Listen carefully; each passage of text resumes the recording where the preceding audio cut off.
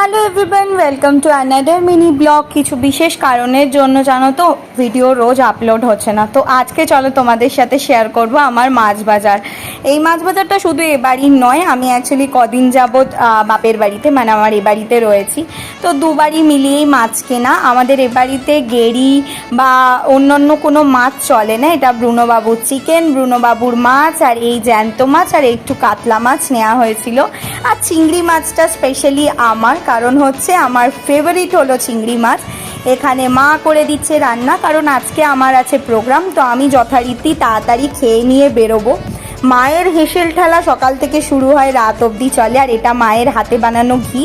আর চলো, এই হলো আজকে আমাদের খাবার। কার কার পছন্দের খাবার একটু নিশ্চয়ই জানিও। মাছ ভাজা, মায়ের হাতে করা ঘি, আলু সিদ্ধ, কাঁচা লঙ্কা আর ভাত। ও চলো, আজকের মতো এটুকু, দেখা হবে নেক্সট ব্লগে।